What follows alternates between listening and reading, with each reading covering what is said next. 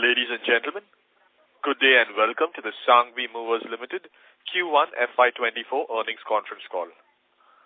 As a reminder, all participant lines will be in the listen-only mode, and there will be an opportunity for you to ask questions after the presentation concludes. Should you need assistance during the call, please signal an operator by pressing star then 0 on your touchtone phone. Please note that this conference is being recorded. I now hand the conference over to Mr. Rishi Sanghvi, Managing Director, Sanghvi Movers Limited. Thank you, and over to you, Mr. Sanghvi. Thank you very much for the introduction, Rayo. Good afternoon, ladies and gentlemen, and thank you very much for attending our Q1 FY24 analyst and investor call. This is Rishi Sanghvi, Managing Director, and I have with me Mr. Shyam Kajale, who is the Joint Managing Director and Chief Financial Officer. So I will quickly take you through the highlights across the board and then open up for Q&A. In terms of financial performance, our top line for Q1 has grown to 147 crores, which is a 50% growth year-on-year and a quarter-on-quarter growth of 15%. The net profit after tax was 42 crores, which is a 280% growth year-on-year and a quarter-on-quarter growth of 24%. This represents a historical high for our company. During the quarter, we have showcased robust operating performance due to increase in business volume and coupled with a boost in pricing power. Our efforts on the EPC front are beginning to materialize, and we should see sizable growth in these business verticals in the upcoming quarters. For this quarter, the EPC business has contributed 5% to the top line. We have also secured orders worth 150 crores from eminent independent power producers, IPPs, in the renewable energy sector. The total order value translates to 539 megawatts of new capacity addition by our esteemed customers, and these orders will be executed till H1 FY25. Our EBITDA for the quarter has grown to 94 crores, which is a 180% growth year-on-year and a quarter-on-quarter growth of 16%. EBITDA has improved primarily because of volume growth, pricing power, and persistent cost optimization efforts adopted by the company. Our average capacity utilization has increased to 84% for the quarter, with an average blended yield of 2.21% per month.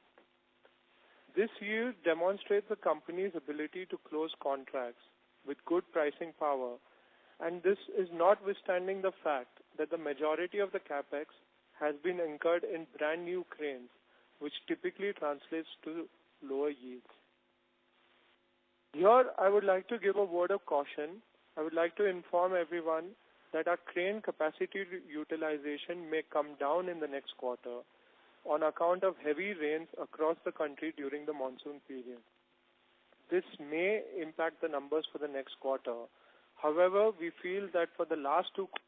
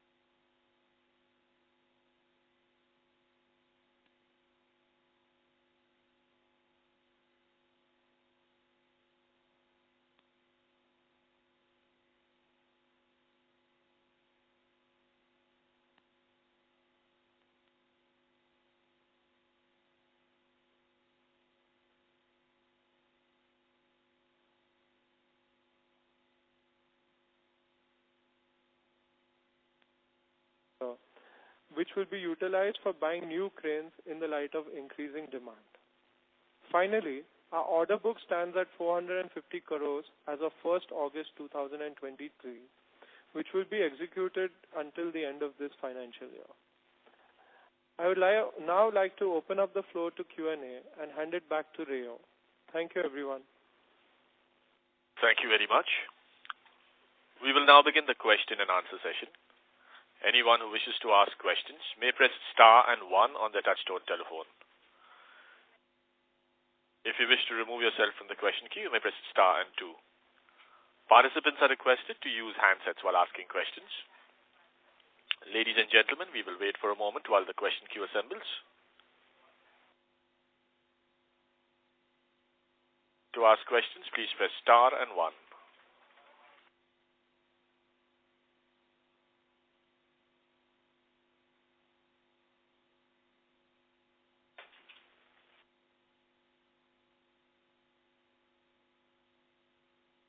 The first question is from the line of Deepak Shankar Narayan from Trustline PMS. Please go ahead. Good evening, everyone, and thanks a lot for the opportunity, and congratulations for a great set of numbers. So firstly, on yield front, so yield of 2.21%, is it a reflection of higher contribution of wind power segment or lesser competitive intensity in the field? Hi, so good afternoon. So as we have mentioned, yields are flat across all sectors.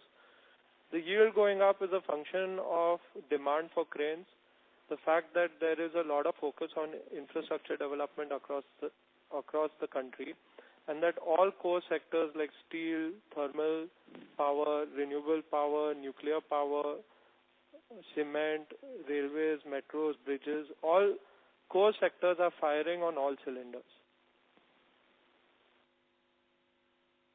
Okay. And do we have scope for increasing these yields better? So I think in the previous cycle we used to have 2.4 to 2.6% kind of highest yield. So is that possible to reach again given the very strong capex recovery cycle we are seeing currently? So historical yields were achieved due to a healthy overtime. Of late, because of the competitive landscape, the terms and conditions negotiated by the customers with rental agencies, the general industry trend has shifted to no overtime. So what you were mentioning, 2.5 to 2.6%, may not be achievable now, but the management is confident that we will have yields in and around 2%. Okay. So the current capex plans, is it enough for us to meet the demand for over next 2 years, or we are further looking at increasing the capacity for it? So the capex plan of 297 crores has been approved by the board of directors for this financial year, of which we have already executed 242 crores. And all of this, a majority of this capex has already been put to use and is contributing to the top line. So going forward, subject to board approval, the management will take the necessary decision at that time. Okay. And we are seeing a sharp increase in our EPC contribution from this wind power and also the other power segments. So what kind of margins in this segment is possible, and so what kind of margins achievable in this segment? Sham? On consolidated basis, that is wind and project EPC put together, we expect EBITDA margin between 30% to 35% based on the recent EPC contract that we have executed. See, in EPC business, as you know, you cannot expect margin more than 30% or 40%, considering the trend. But let me tell you, we are not executing the entire EPC project. Currently, we are just servicing one of the element of that EPC, which is a C element, that is a construction element, which includes supply of manpower, tools and tackles, spares, torquing and alignment in equipment erection activities. While in wind EPC, we are just providing allied services like surface logistics, intercarting, supply of manpower for erection and commissioning of WTG, that is up to mechanical erection. And also we are doing WTG foundation. So we are not doing the entire EPC as such, because EPC itself is a very vast subject, and we are not doing anything relating to engineering and design or procurement of equipment. Okay. Thanks a lot and all the best. Yes, thank you. The next question is from the line of Rohit Poti from Marshmallow Capital. Please go ahead. Thank you for the opportunity and great set of numbers. I think probably the best quarter we've had in a very long time. So congratulations on that. Just following up on EPC, right? One question I have is, will we do the C thing that we're doing right now in places where our cranes are not deployed or the customer doesn't want cranes but just the C part of our expertise? Will we do that? That is the first part. And the second part of the question is, when you mentioned the order book of 450 crores, does that include the EPC part of the business as well? And if it does, where do you see our EPC part of business, the contribution to the total revenues go over the next 2-3 years? Yeah, so I'll take the first question. Typically what we look for in EPC contracts is what we call as composite work. So crane has to be an integral part of the business, of the order. We have secured 150 crores worth of EPC contracts which need to be executed, which roughly translates to around 550 megawatts of new capacity addition. Now 50% of this order value is in crane. And typically going forward, we will like to maintain that crane be an integral part of the EPC business that we are looking at, or rather the construction business that we're looking at. With respect to the order book, yes, it is 450 crores, and Shyam, I do believe that includes the EPC numbers, correct? Yes, it is including EPC contract. How much is the EPC part of the 450 crores? Currently it is roughly around 42 crores, but total on yearly basis, we may achieve turnover of 50 crores for this current financial year. Okay, understood. So you see this 5% EPC go up to 10% is what you were indicating, right? Yes. Understood. So, probably I'll ask more in the annual general meeting, but in the annual report, it seemed to indicate that so far our revenues have been very heavily linked to the capex that we do, right? I mean, we put more cranes and we generate more revenue of the gross block. It seemed to indicate that we might be doing more of business along these EPC lines. Is that right? I mean, could you speak more about that? Do we see a non-gross block related revenue base for the company increasing with time? Abhishek, you can take the question. Yeah, so of the total capex we have done, it has been majority of it has been for incremental capacity addition. So incremental capacity addition obviously means purchasing of cranes, which adds to the top line on the crane business. For non-revenue, non-gross block related revenue growth, it may come, but again there the margin is significantly lower and in single digits. So the EBITDA margin will come down for any non-gross block related EPC revenue. No. So fair enough. So what I was trying to understand was that some of the resolutions in the annual report, coupled with the fact that our EPC business is growing, so historically Sanghvi revenues have been linked to the gross block of the company. Do you see yourself or do you see us broad-basing our revenue base from just capex-focused sources to non-capex? I mean, it might be EPC, it might be something else also. Do you see something else happening? Do you see the EPC scope broadening for us down the line? As of today, 50% of the EPC orders that we are taking will be linked to our core business, which is cranes.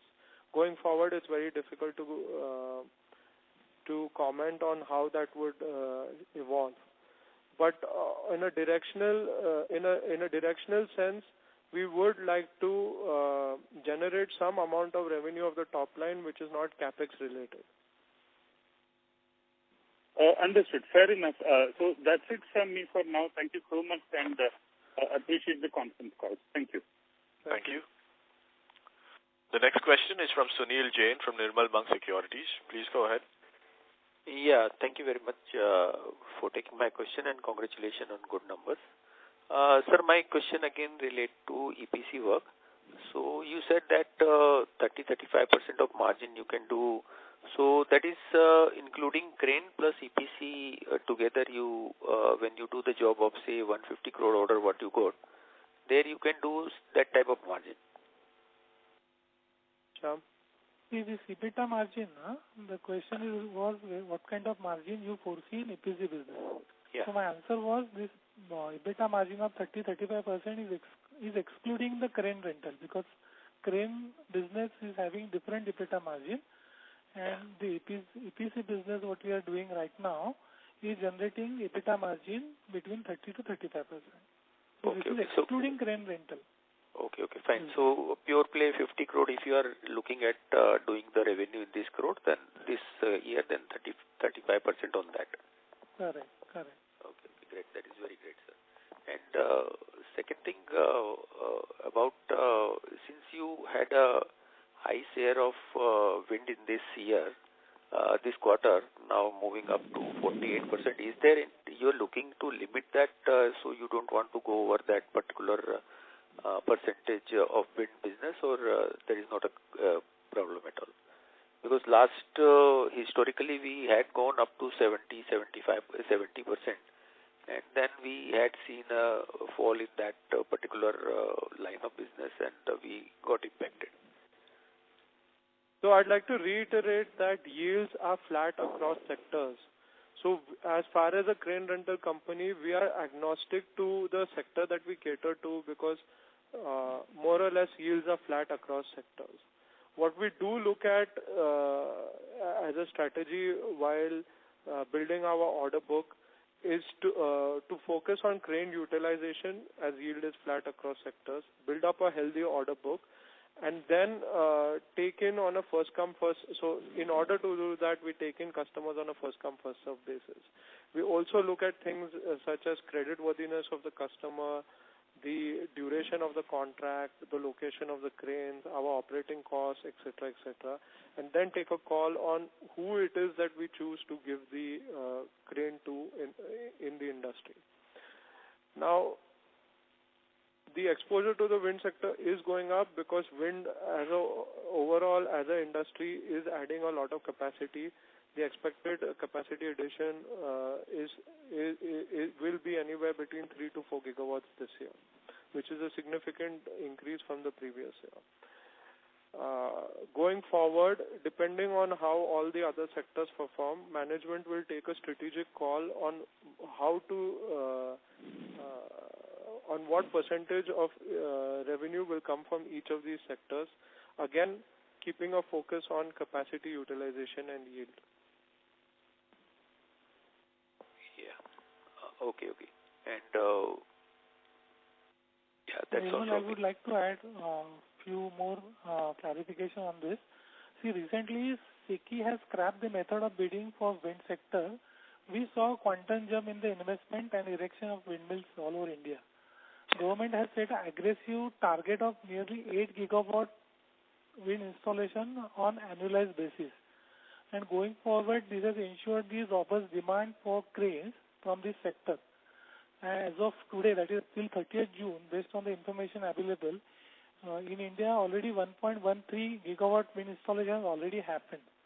So you can take a clue based on this number how much wind installation is likely to happen in the current financial year and going forward. Okay, great, sir. And just a last question. In this EPC, what is the working capital cycle? Means how much debtors or day is there involved in that? See, normally we allow credit period of 30 to 45 days maximum. And since the crane is also integral part of the EPC contract, normally these clients, they honor their payment commitment. And as Rishi has already mentioned, we are working with eminent independent power producers. So payments, getting a payment received from the client will not be a major issue as such. Okay. Most of these independent power producers are platforms which are backed by sovereign funds or pension funds or investment funds from abroad. The entire project risk and financial closure is completed before a single decision takes place on site. So we are extremely comfortable with our payment cycle with these customers, and therefore it has not put any additional burden on our working capital till date. Okay, so at such... If you see the presentation that we have circulated, the cash credit utilization is 0 for the quarter ended 30th June. That itself shows that even though this EPC business is working capital intensive, we are very cautious while giving cranes or doing this business. Yeah, so at such you'll be doing around 30-35% margin if we take about pure EPC business, and money involved in that even in working capital also will be very low, so it will be very high ROC generating business.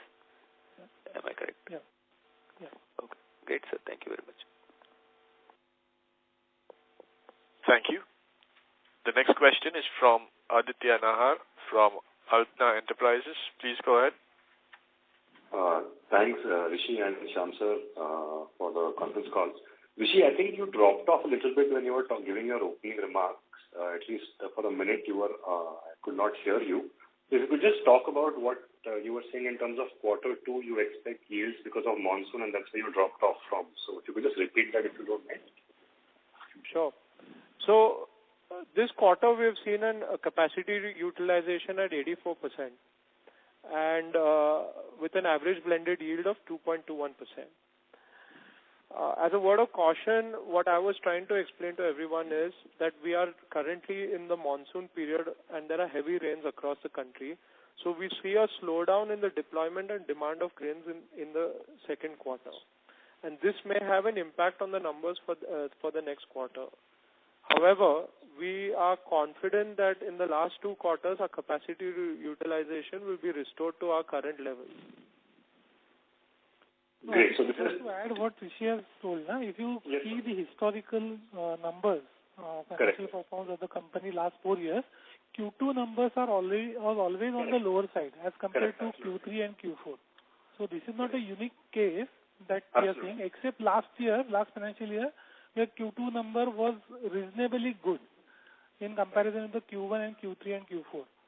But if you see the financials for last 4-5 years, our Q2 turnover was always on the lower side. Absolutely, sir. Thank you so much. Wish you all the very best. Thank you. Thank you, ma'am. Thank you. The next question is from Chandresh Malpani from Nivesha Investment Advisors. Please go ahead. Hello. Hello, am I audible? Yes, please go ahead.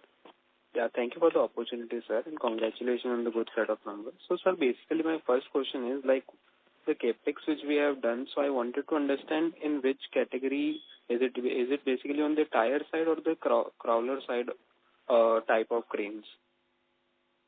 So the capex breakup has been given in our investor presentation, and you can see the breakdown of cranes there. These are all crawler cranes. Okay, so you mean that this will be a long-term contracts, and that's why you are going into crawler?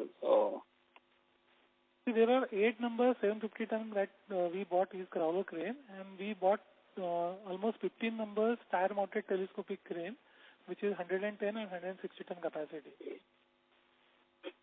Okay. And so secondly, on the wind energy side, so our ground research suggests that the rentals have increased by 40 to 50 higher. So how do you see in the near term this trend going?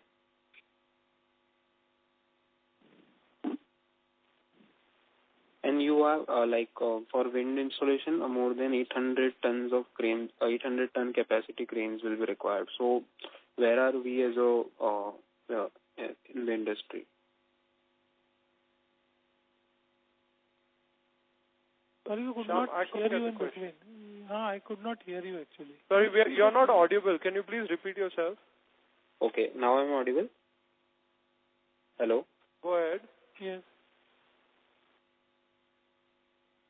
Hello? Please go ahead. Yeah, so my question was on the wind energy side. So our ground level research suggests that the rentals are higher by 40 to 50%. So how do you see this trend going forward? I don't know where from you got this information. As Rishi has told you, yields are flat, remain flat across all the sectors where the cranes are deployed. Okay, so like 50% of your cranes are deployed on wind, but the rentals more or less are same. That is what you are suggesting. Correct. Okay. And lastly, on the for wind, if you see more 800 tons of capacity cranes are required. So if you can brief on that part also will be helpful. So it's not that 800-ton capacities are required. Generally, the capacity of the crane is determined by the hub height. India's in 2007-8 was doing 70 and 80 meter hub height, and that has now gone all the way to 140 meter hub height. There is a mix between 600, 650, 750, and 800-ton capacities, and we have an adequate fleet mix to cater to all the demand that is coming from all these various hub heights. Okay, so like the new 3 meter, like 140 or 125 meter above. Hello. Mr. Malpani, I guess your cell phone is breaking up as in the middle when you're speaking. Okay, no problem. My questions are answered. Thank you. Sure, thank you. We move to the next question. The next question is from the line of Himanshu Upadhyay from O3 PMS. Please go ahead. Yeah, hi. Good afternoon. And congrats on good set of numbers. See, all the 23, have we sold any cranes? Because at the year end, we had 394 cranes, and with the addition of 23, we are still at 407 cranes. So has there been any sales or something like that? See, we have sold 7 number cranes. Okay. And in the presentation, we have mentioned that we have added 23 cranes. But that is up to July 2023. But till June, we have added only 17 cranes which has been capitalized. So that's why there is a difference actually. So we have sold, to give you an answer, we have sold 7 cranes in the first quarter. Okay. And any change of a capex target for FY24? You have already done a significant portion. The capex has gone up to 297 crores. And this is also for what? For cranes only, the incremental 50? Additional new cranes. Okay. And how do we see, is there any debt equity ratio or any figure where you want to keep your capex committed? Because historically also we did capex a big time and then the cycle just reversed, okay? It may not happen in this year, but next year, and then we don't know. Okay. Infrastructure buildup is generally a cyclic business. So how are you thinking about managing risks? Yeah. So our current debt equity ratio is 0.34:1. Based on the order visibility and the positive business outlook, and based on the repayment schedule that we have, we are in next 4 to 5 years, our average debt repayment obligation is only 75 crores. See, historically, if you look at the numbers, we have made average debt repayment of more than 100 crores. And currently, we see a lot of demand, not only from the wind sector, but from also the other sectors. So a lot of capex is happening not only from the government side, but also from the private sector. So, yes, your point is well valid. In FY16 and 17, we did a huge capex, saddled with huge amount of debt, but that cycle was slightly different, was majorly different than what we are currently having. As I mentioned to you, because of the regulatory issues, more particularly with the wind sector, there was a major disruption happen in wind erection in India, and that has taken a huge toll not only for the wind sector in totality, but also to Sanghvi Moors also. But this time the business outlook and the overall sentiment and the order visibility is quite better than what it was in 2016 or 17. So to add on, the debt to equity in 2016-17 was roughly 0.8 or 0.6? 0.7. Yes. 0.7. today we are, even with a 300 crore capex in this financial year, our debt to equity still remains at 0.34. That is the first point. The second point, as Shyam has mentioned, and I would like to reinforce, is that the average debt obligation repayment is less than 75 crores per year. Now, historically, in the last 5 years, we have repaid to the banks more than 100 crores. So even if you use the performance of the company during the last down cycle, we are still have adequate buffer in terms of our debt repayment obligations to the banks, and therefore our risk is mitigated by low yearly debt repayment installments to the banks. Okay, and our debt, the receivables have reduced from 99 to 83 days. It is because of change in mix, or it is from for EPC, are the receivables better, or what would be the reason for this fall? No, this is average receivable days across all the sectors where the cranes are deployed, including EPC business. See, historically, these days have gone up to 150 days also. However, with rigorous payment follow and better control over the credit period that we are giving to our customers, receivable days have come down to 83 days. But on overall basis, the receivable days may likely to be remain between 90 days to 110 days going forward. Okay. And one last question. You were saying that last time the orders would get delayed and hence the yields would be generally better. But if we look at this year and you are stating that rain has been prolonged, okay, very heavy rains are there, and a lot of work is not happening, will not it lead to a similar situation which used to be there historically when this work at site would get delayed and hence better payments were there?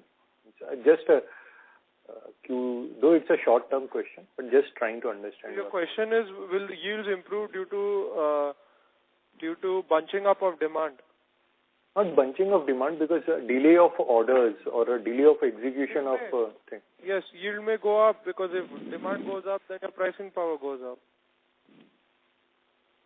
Okay. Thank you from my side. Thank you. The next question is from the line of Vivek Gautam from GS Investment. Please go ahead. Mr. Vivek Gautam from GS Investment, you may go ahead with your question. Yeah. Hello? Yes, sir, we can hear you. Please go ahead. Hello? Mr. Gautam, can you hear us? Yeah, I can hear. Are you able to hear to me? Yes, sir. Please go ahead with your question. Let me just find out. Any capex lined up for the future, sir? Number one. Number two, is there a potential tightness in the wind energy sector which may lead to potential rental increase? And what is the traction one is experiencing from C&I and green hydrogen sector, wind energy? And lastly, how is the size of the pond in which we are operating? So our Maruti, can it become a Mercedes in years to come, or is it asset-heavy model so that it might be a bit difficult for us to become large in this sector, sir? Thank you. So we have already increased our capex size to 297 crores, as I have mentioned now already in this call, out of which we have executed 242 crores of capex, and a majority of this capex has been put to use directly from the docks to the job sites. Could you repeat your second question, please? Yeah, the second question was, is there a tightness in the wind energy sector, wind turbine sector, so that the potential rental increase can happen for us? And tightness in the wind energy sector, wind turbine sector, availability of a lot of big demand is there, so that our rental can increase. I'm not able to understand your question. Shyam? Hello? What do you mean by tightness in wind sector? That means what I mean to say, due to the big demand for wind turbines and as such demand for our cranes. Yes, to answer your question, the demand for wind turbines has gone up because the there is overall demand from independent wind producers from OEMs. And will that result in an increase in rental rates? It will result in an increase in demand for cranes. And based on the timing of the project, availability, competition, it may lead to an increase in rental rates, which may reflect in the yield in future. What was your third question, please? This was regarding basically you answered it on due to the C&I and green hydrogen, the big demand is there for the wind energy, and so that is, I think, already answered. And lastly was about the size of the pond in which we are operating. Basically, the opportunity size for our sector in which we are, because we are the India's biggest crane producer, and but most of the market is still unorganized. And you mentioned in one of the past calls that almost 70-80% is still unorganized. So due to this GST implementation, other things, tailwinds again appear for us in this particular sector. Sure. So again, what is your question? I could not. My question is regarding the opportunity size for us. So if what do you call in our investment terminology is the size of the pond? How is the opportunity size? And can we keep on growing at 15-20% CAGR in time to come? Okay, see, as we are buying the cranes, our nearest competitors, they are also buying the crane because they also study the market, correct? So though we are the largest, all our competitors, say competitor number 2 to competitor number 10, they are also buying the crane. So overall market share of Sanghvi Motors Limited will remain more or less same. Although we are the leader in the heavy duty crane, which is 600 ton or 400 ton and above segment. So that will give some kind of added advantage over our competitors. Okay, but you mentioned in one of the past calls that still there is a lot of unorganized segment in the crane hiring. So we are among the biggest among the organized players. So with this GST and implementation and other things, so should not we be in a better position?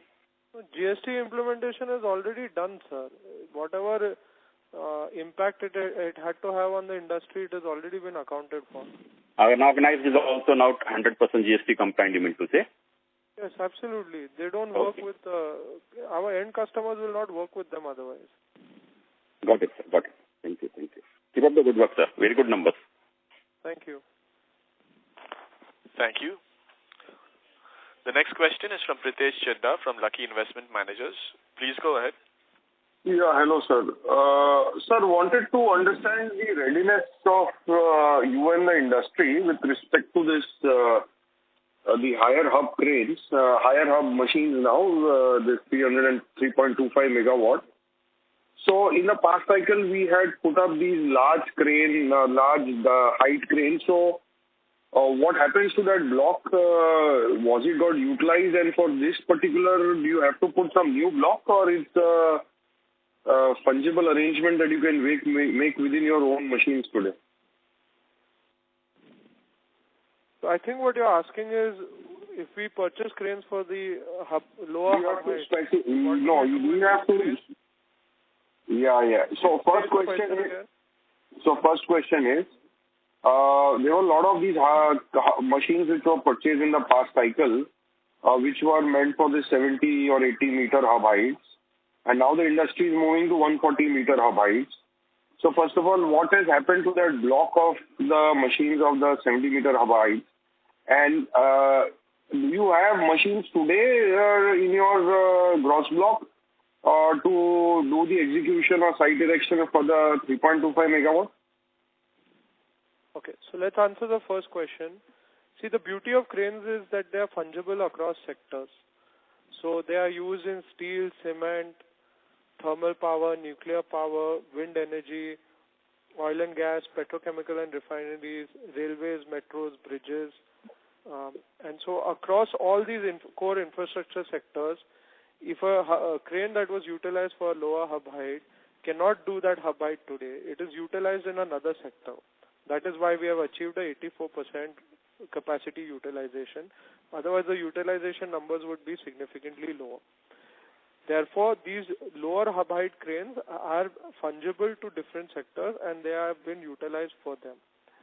To the second point, we are the largest crane rental company in India, Asia, and the 6th largest in the world. Now, we have capabilities to do a 6 megawatt, 160 meter WTG erection. We already have those capabilities right now. We represent roughly 65 to 70% of the of the supply of cranes to the wind energy market. Okay. So for this 4,000 megawatt of installation planned this year, let's say versus whatever 1,500 or 1,800, 1,500 megawatt at max or 1,200 megawatt at max that industry would have done last year, do you have the necessary machines and the block in your balance sheet, or do you have to buy it? Sure. No, we have. That's why we are doing a capex. We had done capex last year in anticipation of the demand from the sector. So we have enough capability to do the necessary hub height erections. We have already invested 250 odd crores in purchasing cranes that are fungible not only for the wind sector but also the other sectors, and this is a part of the capacity building exercise that we have done in order to cater to this demand.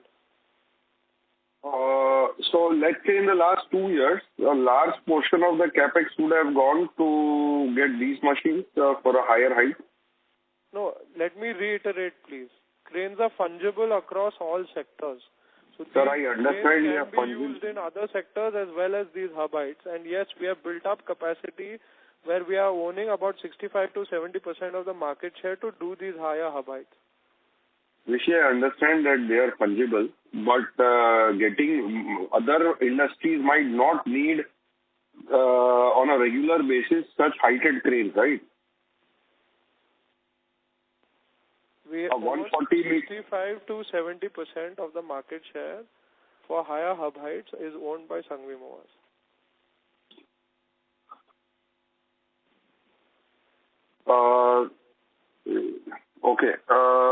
Okay. I'll take this separately. The other question is, let's say in the 250 crore capex that we have done in the first half, the first 3-4 months, any guess how much industry would have added at the same time?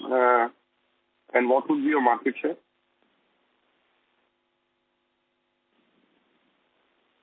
Sham?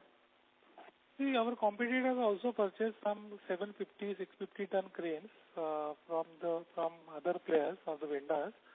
So our market share overall will remain between 50 to 55% overall market share, and more than 65% market share in 400 tons and above capacity cranes. Okay. I'll just again clarify one thing. When you buy these now the higher hubs for 140 meter, 160 meter, is it safe? Can one assume that though they are fungible, but largely they might land up getting used in wind?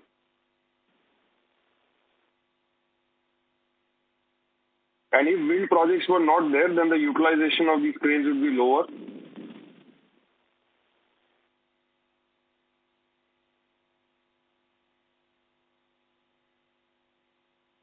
Sham, should I take that or you want to take that? You take it. I mean, when the overall capacity addition in the sector was low, we were still able to deploy those cranes in various infrastructure projects like petrochemicals.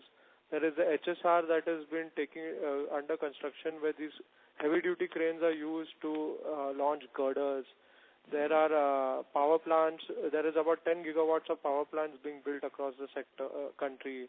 There's almost 100 million tons per annum of cement which is being added in this and next financial year, for which these cranes are required to complete the clinker and cyclone unit of a cement plant.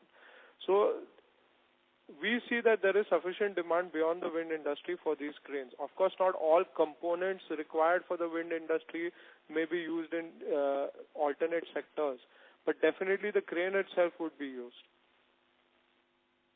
So which part of which part will the yield get affected, or the number of days that these cranes get utilized gets affected? What gets affected? If not deployed? So yield is flat across sectors. I've mentioned this now a number of times in the call. And days of utilization if wind was not there? Contract duration is similar. It's 6 months, approximately between 6 to 9 months. Okay, sir. Okay. Thank you very much. That's the beauty of the technology or the cranes that we own. Perfect, sir. Thank you very much. Thank you.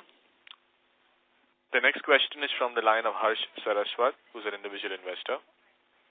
Please go ahead. Hello. Hi. So my first question is, can you talk a little bit on how the contracts work during the monsoon period?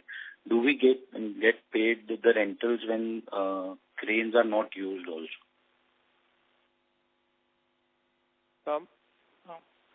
So basically, when the crane is being given on rental basis, we get paid irrespective whether client uses the crane or not.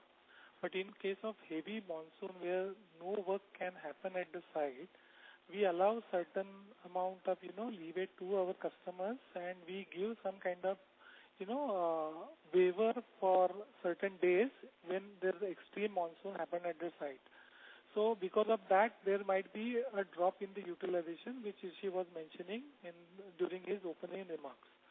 But in normal terms, whenever we give the cranes on rental basis, client is required to ensure the job for the crane.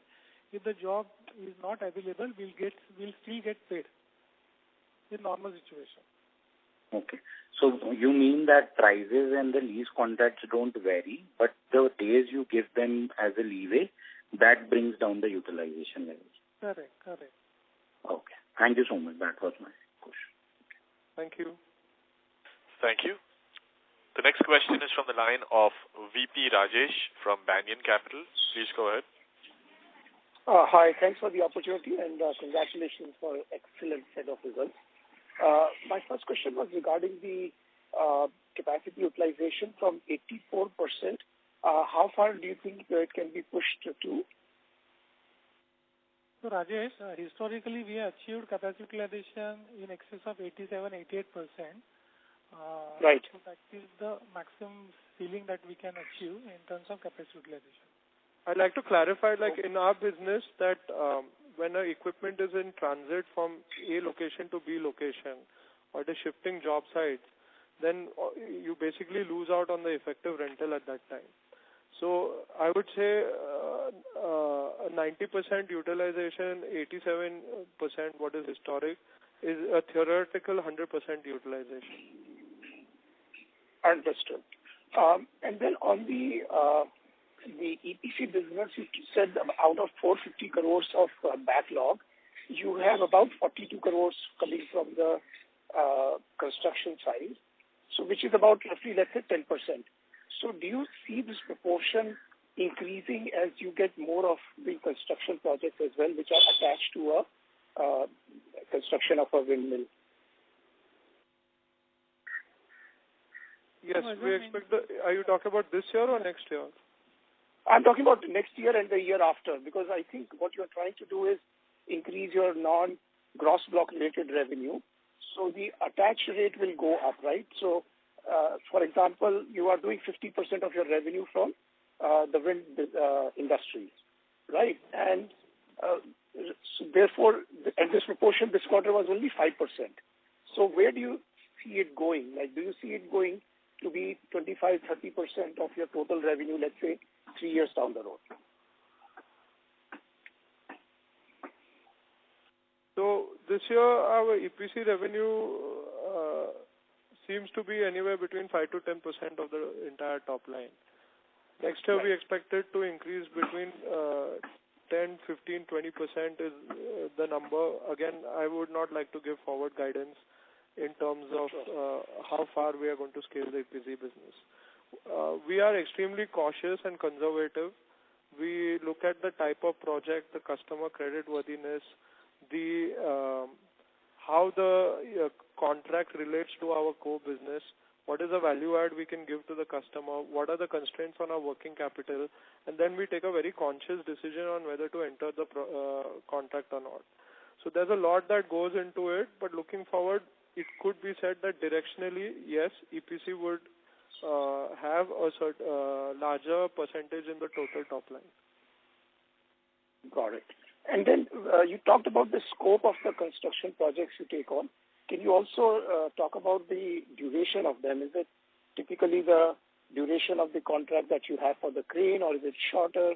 If you can just give some color on that. So in wind EPC, the duration of the contract, the duration of the crane rental contract is typically the duration of the EPC contract, give or take 1 or 2 months for setting up the project and closing out the project, and it is similar in the project industry. Okay. And what about the non-wind areas? Are you doing it over there or not? And is it a similar kind of? That is what we called as project EPC. So we are working in the heavy lift and equipment, fabrication and structure. Those are a few things that we're focused on right now. Okay. And just one clarification. You said you're doing capex of 297 crores or 300 crores this year. What was this number in the Q4 call? I just was trying to remember that. How much has it gone up? 264. It's gone up by about 50 crores. Okay. Okay. Thanks. Okay. Wonderful. Thank you so much. Hello? Can you hear me? Yes, thank you. Yes. The next question is from the line of Samyak Shah from Dinero's Cap. Sir, please go ahead. Hi, sir. Thanks for the opportunity. So my first question was on the revenue. So we've done 146 crores in Q1. So do you think we would cross about 600 crores in FY24? Like, what is your expectation? I would like to cross 600 crores most definitely, but typically I would not like to give any forward guidance. You can see how our quarter-on-quarter top line looks with respect to the first quarter and then projected out to arrive at an estimated total. Right. So usually quarter 4 is the best for us. So that is what I was thinking. So that probably if Q1 is only 146 crores, then Q4 should be much higher. So would you agree with that? Again, I would like to stay away from giving any forward guidance. Okay, no issues. And anything you would like to comment on the margins as far as operating leverage is concerned, given that we operate at high utilization. So any color on that, on the margin side? So our EBITDA has gone up, which was discussed during my opening remarks. We had a EBITDA for Q1 at 94 crores, which represents a 180% growth year on year and a 16% growth quarter on quarter. Okay, so given that, about wind that we've been talking about, given that 8 gigawatt would be added every year. So I was thinking that if the industry itself is growing so fast, then probably our utilization should remain elevated for the years to come. So what would any comments on that, sir? Yes, if there's demand for cranes, the utilization will remain high. Sham, anything you would like to add to this point? And consequently, the EBITDA margin will also slightly improve. Okay, sir, no problem. That's all from my side. Thank you. The next question is from the line of Riya Mehta from Equitas Investment. Please go ahead. Thank you for giving me the question. Hello. Yeah, hi, Riya. Hi. Thank you for giving me the opportunity. My first question would be in terms of what are the payment terms recently since our exposure to wind has increased? 30 days. For all the players? Yes. For majority. And what are the intervals at which the pricing is reset for a particular long duration contract? So there is no provision to increase the price once the rate is locked in. So we have contracts that are 12 months in duration. We have contracts which are short term in duration, which is 3 months, etc. What we try to do is we allocate a certain percentage of the entire fleet towards building up our order book and securing long-term orders. What we do with the balance fleet is to play in the spot market, as you would call it, or play in the short-term market to take advantage of dynamic pricing. And that's how we build up our order book and yield. Got it.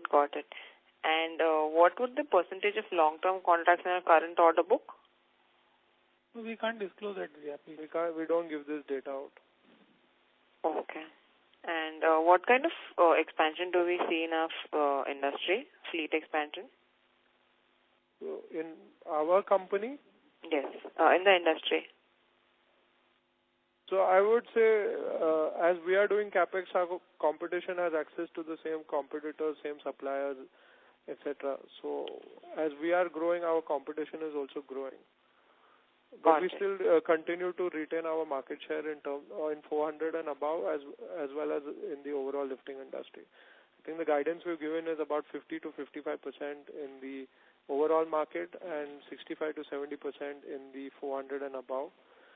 Bear in mind that this is an unorganized market, and therefore, getting definitive data on the industry size is very difficult. Right. Thank you. That's it from my side. Thank you. Thank you. The next question is from Anuj Sharma from M3 Investment. Please go ahead. Yeah, thank you for this opportunity. Two questions, primarily around risk. So, our decision on capacity building is generally based on demand, assessment of demand, which we have seen is subject to quick changes and forecasting errors. And ratios which we base on capacity building is based on hindsight, which again can reverse quickly. So, how does the management think of, model the capacity building such that it is more objective rather than being subjective? And, we would have seen many cycles in past. What has changed in our modeling now? Rishi, should I take this question? Yeah, please do. See, basically, we do the risk assessment. There's a risk committee also, being a listed company. We assess the risk before we take any capex decision, and we submit the financial projection with underlying assumption to the board of directors. They evaluate the financial projections also. See, basically, if you are comfortable with the business outlook, if you have a robust pipeline, if you have a robust order book, the chances of getting failure is very less. See, if you see in the past, we have taken some amount of risk by doing a huge capex and eventually saddled with huge amount of debt. But taking a lesson from those, I would not say is a mistake, but taking a clue from those capex decision that we had taken in the past, now we have a robust system of doing the risk assessment before we are taking any capex decision. For example, we internally decided that our debt equity should not go beyond certain threshold. We should not take any capex decision where we see that the overall debt repayment should not go beyond certain threshold. We also see the order pipeline also. We also see what is the investment happening across all the sectors. So based on certain robust information, we take the capex decision. So if you see last year, our total cash accrual was more than 230 crores. So, and on a debt repayment of 75 crores going forward. So we have a sufficient cushion in terms of cash flow where we can, take a bit amount of risk, and there's a cushion available even if something goes wrong. With respect to any particular industry, we have inbuilt cushion where we can easily repay or the debt, and we bring down, what is important is that we bring down the debt to a sustainable level. All right. That's great that we are evaluating past and making our models. But one request, could you make these more, could you disclose these thresholds so that we could also track where are we in terms of some of these ratios? No, these are internal markers, and they also involve a lot of industry knowledge, so we are not comfortable disclosing this. Sure. And one more follow-up question. So, wind last time, as you rightly said, went more than 70% of our capacity. Would we want to artificially cap it, or we will go with the flow? Because you said the yields are common and the machines So we have a hybrid strategy in terms of building our order book.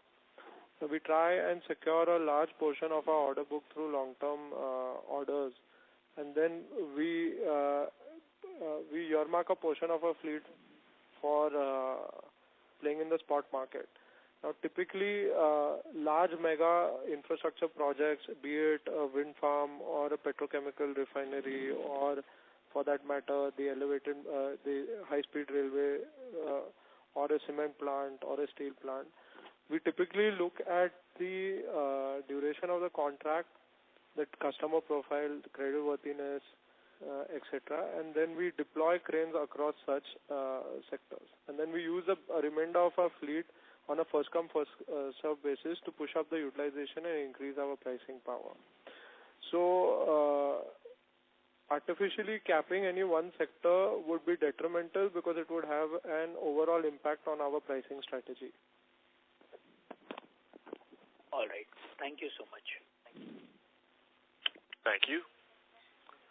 The next question is from the line of Raj Rishi from DCPL. Please go ahead.